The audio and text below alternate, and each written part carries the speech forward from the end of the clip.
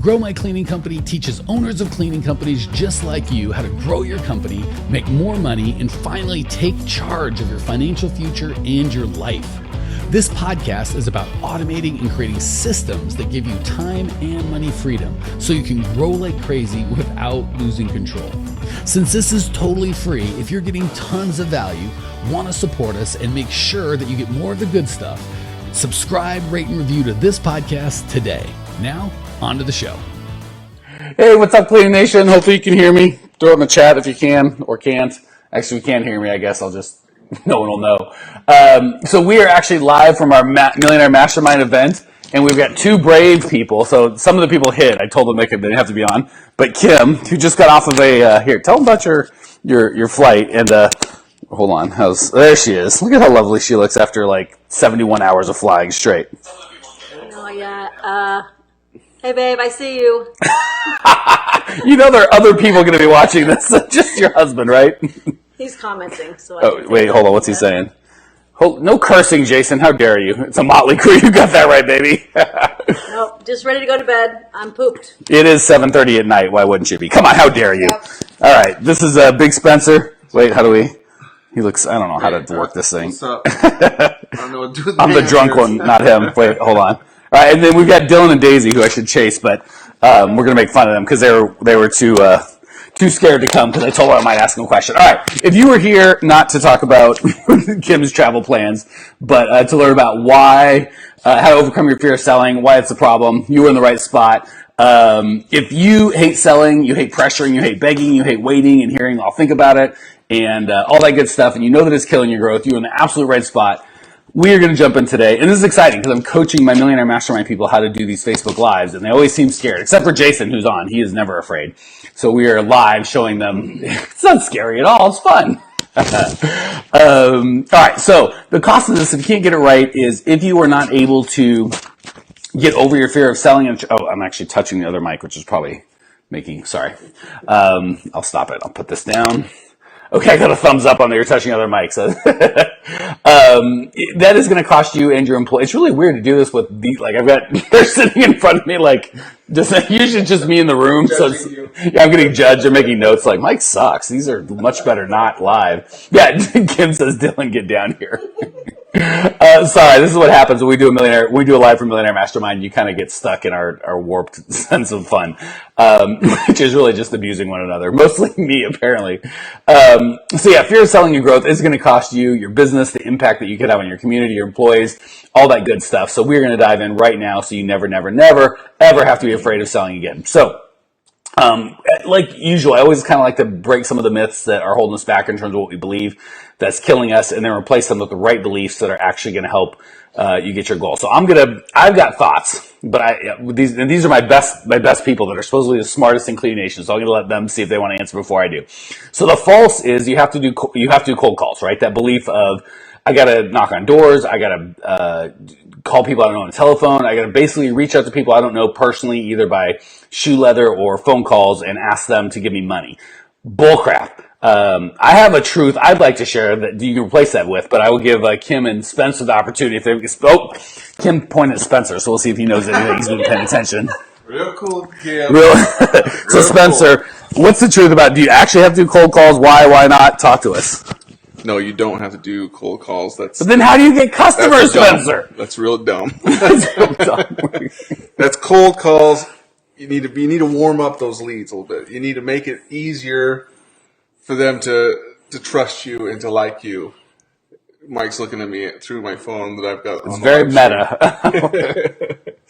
But no, yeah, you don't have to do cold calls. There's so many smarter, better ways out there to get a sale accomplished. Wrong answer. That was terrible. No, just kidding. That was terrible, Spencer. How dare you? All right, I'm going back to I guess I don't have to sit down every time, but what are you going to do? So that Spencer's absolutely right. The trick is we got to move from chasing, which is what cold calls are, right? We're interrupting people who are typically, if you call them or bang on their door, and you know you're next, right, Kim? Because Spencer did that one, so you're next. But you don't even know what the question is. It could be something you're a genius at. Going from interrupted marketing, which is stop what you're doing, listen to my phone call. I'm going to just walk in and barge in on you trying to do your business. And Dylan says, So he's hiding somewhere in this house. And his only comment is, So the trick is we got to move from chasing, which A, sucks for us and B, sucks for them because they don't want to be interrupted, to attracting. So just like Spencer said, we're going to find a way to give value to these people and get them to come to us as opposed to chase. Like Spencer was just, I forget what he was asking, but I was telling him we had 189 people come to us last month wanting our help. Such a better position than calling him. And I didn't cold call any of them like, hey, Kim, can I have some money, please? Like, just a weird thought. All right, next false that scares a lot of people away, and part of the reason I love Cleaning Nation is I have found you to be present company excluded, clearly. Some of the nicest, hardest working people in the world. And you guys are really willing to work hard and do whatever it takes to grow your business, but you don't like high pressuring people. You don't like doing stuff that makes you feel creepy. So you absolutely do not only do you not need to high pressure people, but that is going to give you the opposite result that you want to do. So we will, let's have Kim. She's got thoughts on this. She's going, no, don't make me talk. And I'm even going to hide my notes so she can't here. I put your face over my notes. So you have to go on your own. Wait for it. And you have to use it here. I'll even do it. Okay. Voila. Kim Johnson, everybody. Owner of Premier, is it commercial cleaning? Janitorial. Sorry. Pardon. How dare me. Premier Janitorial. Talk to the people, Kim. Give them what they want. You know I hate this. Well, then hate it with the mic closer. Mike is very well known at doing this to people and putting them on the spot, and he knows I hate it. She hates it. That's why you're my favorite. But she didn't leave, so she gets all the credit because some of the other people, Dylan and Daisy, ran away. Daisy? All right, so I know you've never high-pressured anyone in your life, yet you guys have a ton of clients. How did this happen? We have great relationships with our clients, and they talk to other people in the field. We do have a medical niche, and that's kind of how it's just kind of flourished. Just if you're writing stuff down, write down niche and circle it. Go ahead. And so you just find a niche, you just work with them, get to know them, have a great relationship with them, and the word of mouth just spreads like wildfire. And then, so love the word of mouth, but before you have customers, how do you get word of mouth? Because you have to get your first couple. How'd you do that? oh yes, Spencer's giving her clip Spencer. notes. Hey, Jason and Kim know how to get clients. Find their pain. Oh, that's true. That's true. Yes, find their pain and fix their pain. Solve their pain for them. They may not even know their pain. Tell them their pain, and they'll help you. Give me that. How do you not love Kim Johnson, everybody? She's the best. And her husband, who we love, we're going to give him a hard time because he's not here today. So, but he's on the live. So we're gonna hopefully you're feeling very jealous, Jason, because we're gonna have way too much fun.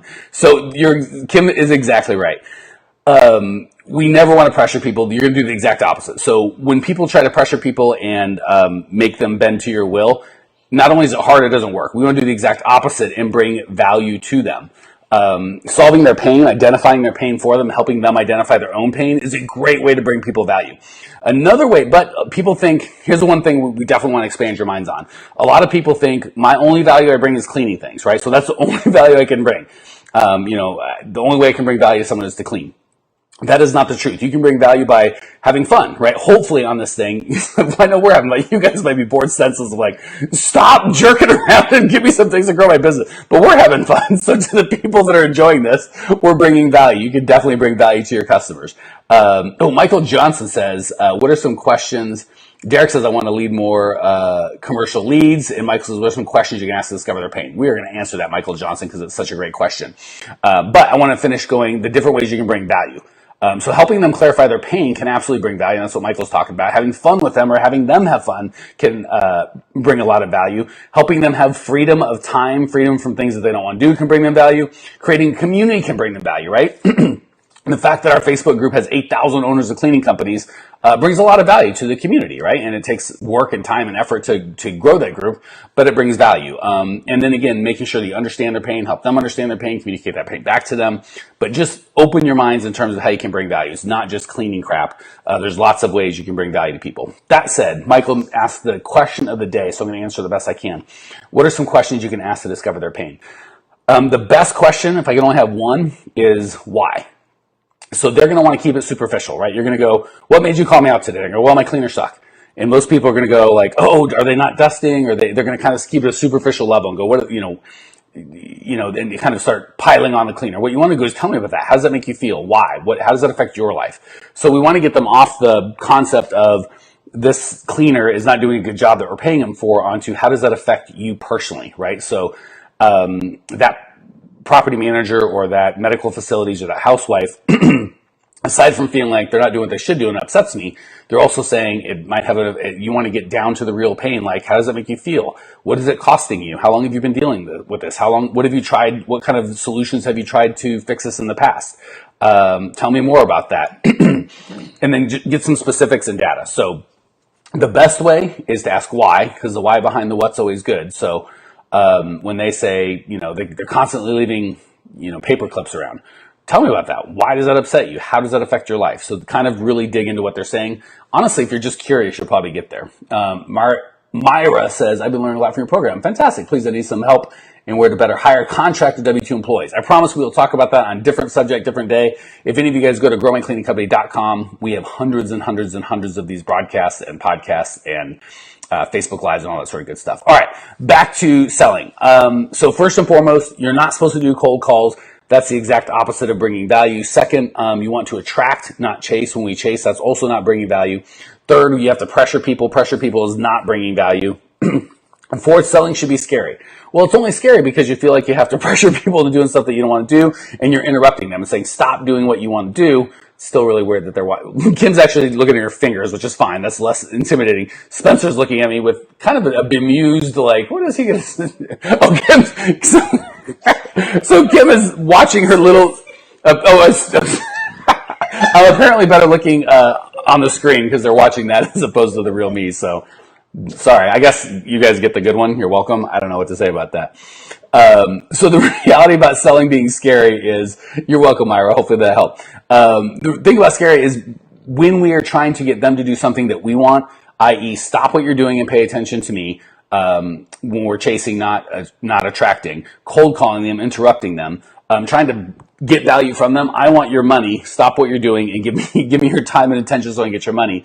That can be scary, and it should be scary because you're not bringing value. The beauty is when we move from how can I take from this community or take from this person to how can I give and contribute, it's not scary at all, right? I was just saying, this Facebook Live isn't scary, but obviously Kim proved me completely wrong because she was terrified. She's got a little wet spot under her. I don't know what that's about, but yeah, that's right. But she still gets credit because she's here, and Dylan and Daisy, too good to even show up. How dare you people?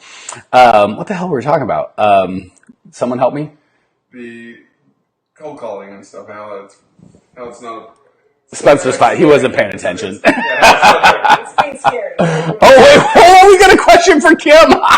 Sorry, I got to give the people what they want. Michael says, what is the best way you found to build a good relationship? All right, well, sorry, Kim. It's right here. Kim, can you tell Michael what the best... And by the way, I don't want to give away your stuff, but Kim's got a very successful clinic. How many employees do you have, just to give an idea? 50. 50. So Kim's not fooling around. She knows what she's talking about. Spencer's totally full. He doesn't know anything. I'll just say one of these guys flew here first class, and one of them was in steerage. I won't say which is which, but we'll let the smart one talk. Spencer's like, I'm paying for this abuse? What kind of ridiculous... All right, there you go. Hey, the people have a question. Kim, talk to them. What's the best way you found to build a good relationship? Just being who you are and doing a great quality product. And well, prior to the relationship, you can't do great quality product because, how do you build a relationship before they buy from you? If they want to know you. Mike? What drives me nuts is she's so bright, and she... I just don't talk on camera. Well, then here, take the camera. All right, go ahead. Away. My brain disappears. All right, give us one thing. How do you build a relationship? You were so good at this, Kim. You just be you, and you just go talk to people, and you just find out if they need pain, and you help solve their pain. Beautiful. And I got to tell you, even though she's really, really nervous, the cool thing about Kim is, hopefully you guys are all getting... Hold on. It's my wife. She hates when she's... Hi, baby. How do you build a good relationship? You ask them about them, and then you shut up. I could do that on this, but it would be kind of a quiet deal.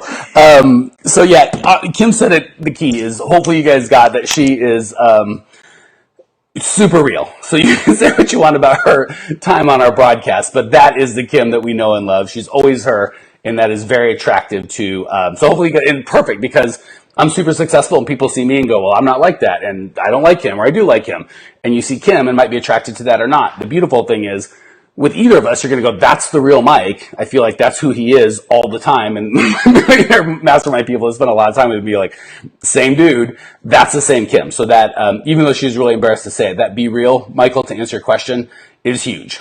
People will take an authentic person that they disagree with almost as more so than sometimes a disingenuous person that they think they agree with. Perfect example is Donald Trump. Like him or hate him, a lot of the people that he's competed with and beat, whether you like him or hate him, it's not about that.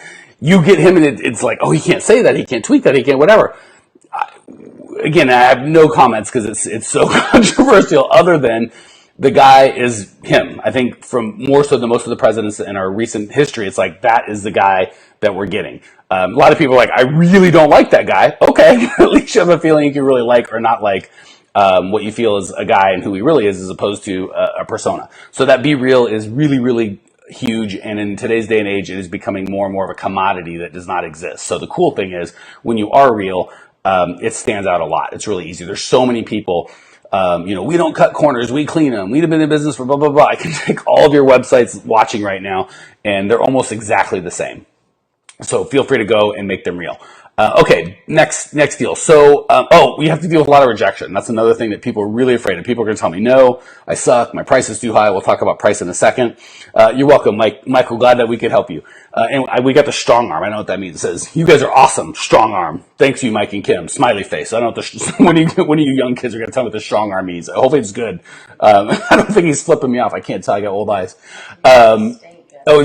Kim's flexing hers over here. We're going to have to bring that on. All right. So, the thing with rejection is, again, two things. First of all, when you're going to bring value to people as opposed to take value, you can't really get rejected, right? With this podcast or with this broadcast, I'm doing my best to help you guys. And everyone in the chat is being amazing. But say there's one person like, you suck, Mike, you're a scam, I hate your guts. Okay. I mean, I wouldn't like it so much, I don't think.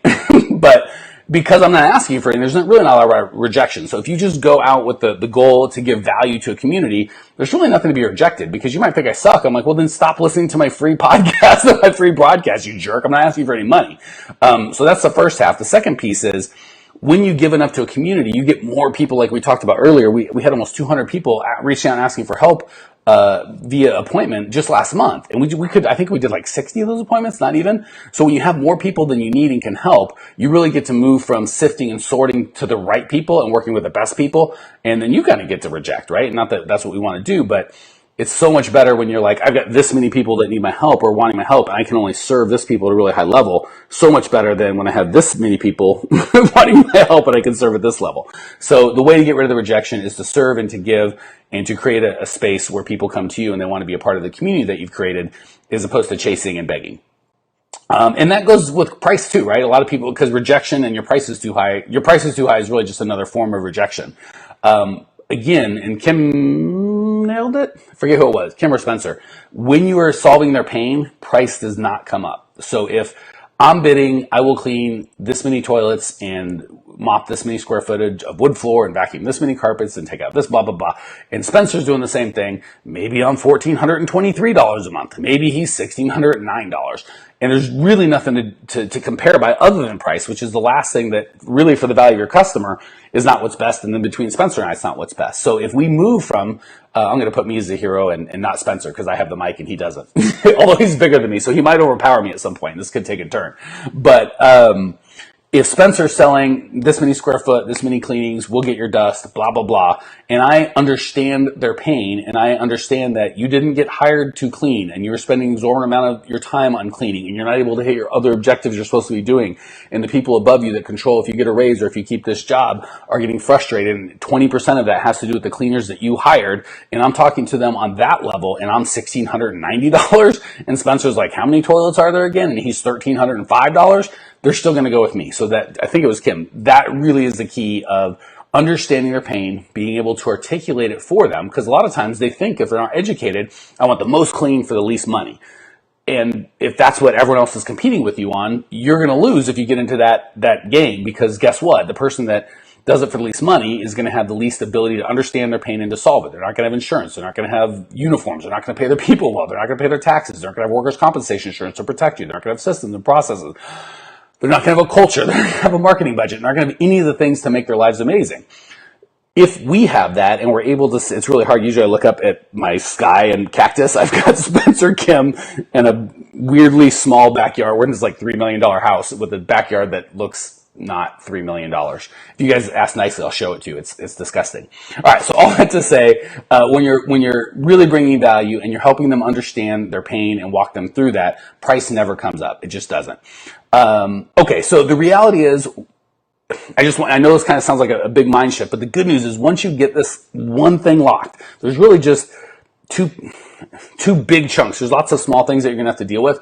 But once you have a system to attract all the right customers that you need, the only other thing you need is to attract and build a team to do the work. Once you've got those, you can build a multi-million-dollar cleaning company just on that. So this is a pretty big win. I know it sounds scary. You've got to kind of look, and it feels outside your comfort zone, but it's not like this is one of 1,000 things that needs to get fixed. Once you can get this, having all the clients that you need is huge. If you would like our help doing this, go to so you're a perfect example of what I'm talking about. Right now, I'm going to tell you to go to growmycleaningcompany.com. So hopefully you found value from this broadcast. So you go, this is great. I got, when Mike shut up and let the other two people speak, I got some really good value. I'm telling you, go to growmycleaningcompany.com. When you get there, you're going to get a free on-demand training that I put together. I think it's just under an hour. It's the best of it. It took me so long to put it together and find the absolute best, most impact I could pack in an hour. Guess what? At the end of that, I'm going to say, so free value here. Hopefully you've gotten that. And the people that didn't get value from this and think I'm a jerk, that's okay. They're not going to bother me, and I'll just be able to deal with the cool people that I like. Then I'm going to say, okay, go get this extra hour of content that's transformational for your business. At the end of that, we're going to say, hey, if you'd like one of us, myself or Jake, to walk you through how this applies in your business, we'll do that for you at no charge. And then at the end of that, we're going to try and help you come up with a plan to get you where you want to go. And at that point, if it's like, hey, I think what we offer matches where you want to go, guess what? You become a customer. I don't have to sell you. I don't have to pressure you. I don't have to get rejected. I don't have to worry about price. I'm just trying to help you at a high level. And if it doesn't work, I can still give you even more value. And even though I may not make money on that specific thing, I promise there's going to be, you keep giving value like that, there's going to be plenty. So I always want to show you guys kind of behind the scenes when I'm telling you how to attract clients. It's the exact same things that we do. So go to growmycleaningcompany.com, sign up for the absolutely free on-demand training right now. See if I have time to answer Samantha's question. We're way over. What about you when you raise prices and have clients who want to negotiate? Have a few lately doing this. So a couple things. They say they want quality service with prices out of their budget. Okay, great. So two things. First and foremost, the beautiful thing is, I almost never get anyone grind my prices, and we're super expensive for coaching. We just are, because we help. And I get it. I guess it depends on how you look at it. If, like the Millionaire Mastermind guys, if I was like, hey, I'm going to charge a bunch of money to come hang out with me for a weekend, as charming as I am, or I think I am, it's just not worth that much money. But if like, hey, we can help transform your business and save you hours and hours of time and never have to work in your business again and be able to unlock these systems to have all the customers that you need, they know that could be the keys to $1 million business. So price doesn't really come up. And if it does come up, I go, hey, are you committed to transforming your business and having a life that you want? And if you are, it really doesn't matter what the price is. And if you're not, it doesn't matter what the price is. Jason says worth every dollar, but he's just trying to kiss up because he's not here. Kim's here, who we love, but Jason's not. And I'm going to have a rare moment of transparency. We miss you, buddy. I wish you were here. So that's the first half of it, is when you're really providing value and you're confident in your ability to provide that value, the price doesn't come up. The second piece is, once you've got a system to bring in more customers than you can handle, you don't really care if they go away, right? Like when I have 189 people, we're only able to do 50 or 60 appointments. If half or 20% or 30% or a bunch of them go, that's expensive, I'm not going to pay that, which they don't, I go, okay, good, because we don't have the time or capacity to serve you all anyway. So when it's a price issue, it's because you're not bringing enough value to the customer. When you bring enough, or even your prospects, your community of prospective customers, when you bring enough value, price doesn't come up. A, because they get the transformation that you're making for them and you're helping them in their lives. And B, because you have so many people that want to get into your, customer base and you don't have the room to take them, you get to pick by who's really committed and who's the best fit. And guess who the best fit is? The people that are willing to pay your fair price that has fair margin. And the people that don't want fair margin, they can go hire some hobo under a bridge somewhere to come clean their plate. Fine, why don't you give the keys to your $12 million facility to some stranger that's the cheapest dude? All right, so hopefully that answers it. Go to growmycleaningcompany.com, check out the webinar. It's awesome. As cool as you guys are, I'm going to go hang out with with these guys here, see if I can get Dylan and Daisy to come out of their shell because they were so scared. We're going to have fun. Jason, we miss you, buddy. Hope to see you soon. That's it. Oh, now they're getting bold. They know it's almost over, so they're coming closer and closer, hoping I won't chase them. I will. You know, I'm going to chase them. What the heck? We're done. So if you're bored and don't want to see me find Dylan and Daisy, you can leave. But where'd they go? I hear them. Are they... Oh, I hear them. Are they? Ah, here's Daisy. That's right. Don't you even try and come down here. Here's the mic talking to that. They see you. You can't hide. All right, Daisy. Talk about why you're not scared or why you are scared to sell crap. I don't sell crap. Well, okay, then we'll talk to Dylan. I guess he does. He's smart and good looking. Here you go. They drove like, how many hours you guys drive to be here? 12 hours. And the very least you could do is talk to the people. All right, hold on. Wait, that's my head. You don't want that. All right, you get to end us. Say anything smart to Cleaning Nation. Basically, if you want to sell stuff, you take your pretty wife and she'll Hold come on, in wait. and say hi to the customers, and then they sign up. Wow. All right, so if you don't have a pretty wife, I guess you're kind of screwed. All right, guys, you're the best. Hold on. I got to figure out how to end this. Crap. Hold on. I never know how to shut this down. Bye, everybody. Yeah. Oh, wait, there it is. Finished. See ya. Oh, and Thanks for tuning in to today's show. If you're fired up, ready to grow, and want to see if you have what it takes to work with us at Grow My Cleaning Company, here's what I want you to do right now. Go to growmycleaningcompany.com/talk. That's growmycleaningcompany.com/talk to book an appointment to speak with me personally. I'm going to jump on the phone with you to get you crystal clear on where you are now, where you want to be, and how to get you there. Don't walk around in the dark any longer. If you are serious about growing your cleaning company, it's time to finally get the systems in place that you need to grow. We've helped hundreds of owners of cleaning companies not only grow their business and their personal freedom, but give back to their community as well. If that's what you're looking for, head over to growmycleaningcompany.com/talk and book a time to talk with me personally. I can't wait to get to know you and your business.